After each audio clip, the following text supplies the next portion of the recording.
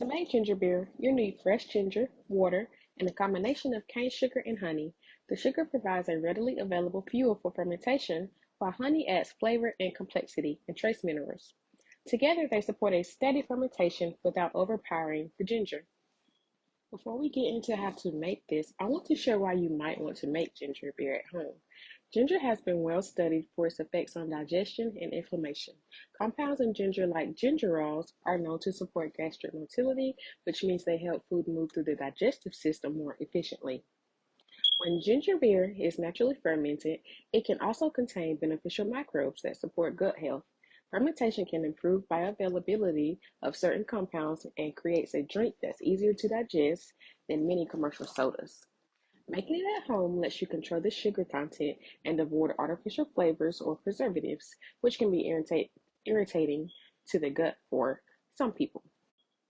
Yes, this is a fun kitchen project, but it's also a functional drink that supports digestion and offers a more nourishing alternative to your regular sodas. Now, I'll show you how to make it.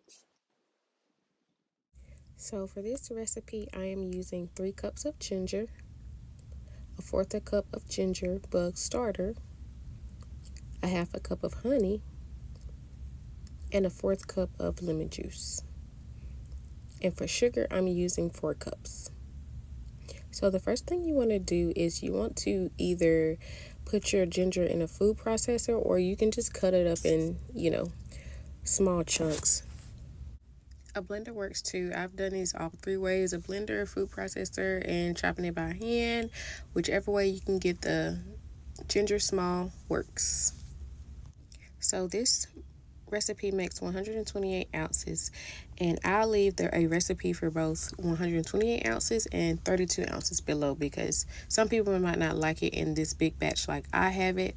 I just prefer it in the big batch because we go through it quicker.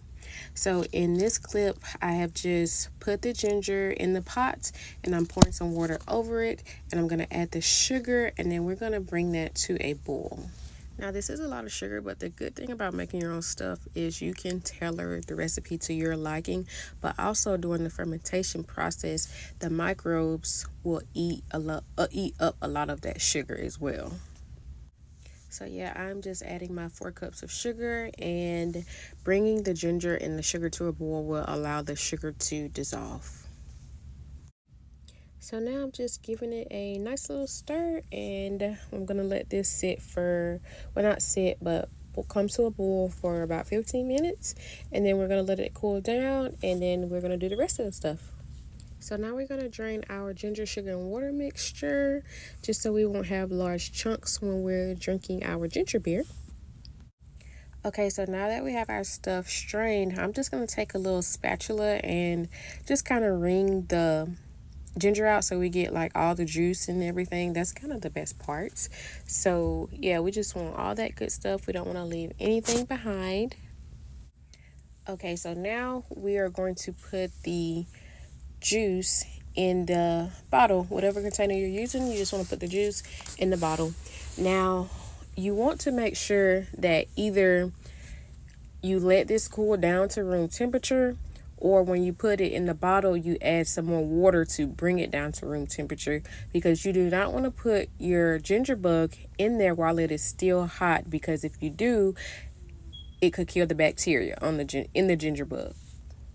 Now, when I'm making this recipe, I always just use enough water initially to dissolve the sugar in, and then the rest of the water that I need for the recipe, I always use it for this part. That way, I don't have to wait a long time for it to come down to room temperature, because when I fill the bottle up with the rest of the water, by that time, it's so much more water in there till it's room temperature. I hope that makes sense the way I explained it. But bottom line is, you don't want your liquid to be too high of a temp, because high temperature kills the microbes. Alright, so in this clip that you see now, I am just filling up the bottle with the rest of the water. And this is the part I was talking about.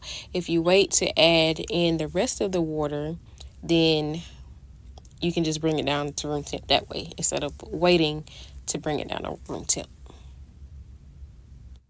Alright, so now all that's left to do is add the rest of our ingredients. And in this clip here, I am adding my honey, with which I'm putting in 1/2 a cup. The honey is more so for flavor, while the sugar is more so for fuel for the microbes. Although there are some health benefits to honey as well, so that's a plus. And the next thing we are going to add is our lemon juice. Our lemon juice will provide us with some acidity, and we are going to use 1/4 cup of lemon juice. And if you have lemon juice from a real lemon, that's even better, but today I am using what I got. And last but not least is our ginger bug, which our ginger bug is the star of the show because it is how we get all of our carbonation. If you see all the bubbles in the ginger bug, it is ready and it is active. And if you don't know how to make a ginger bug, I have a video on my channel, but I'll also put a link in the description box on how you can make your own ginger bug and use it for your probiotic drinks. So pretty much the microbes in this ginger bug are going to feed on the sugar that is in here, and in return they will give out carbon dioxide, which is where you get the fizziness from. Now you want your beer to be room temperature when you add this ginger bug, because if it's not and it's too hot, it can kill the microbes that's in the ginger bug. I know I already said it, but I'm just going to say it one more time. And pretty much after that, you're good. I'm just going to top it off with some more water. And then I'm going to let it ferment for about 24 to 72 hours. Now, the fermentation time depends on how cool your environment is or how warm your environment is. But just make sure to burp it daily. All right, now we're going to let it ferment. Okay, here we are about 24 hours later. And watch when I open the top. See, now that is a ginger beer. So we are ready. Now all you have to do is put it in the fridge. And once you put it in the fridge, it will actually cut down some on the fizziness. So every time you go to open it, it won't just like try to blast all in your face. Thanks for watching.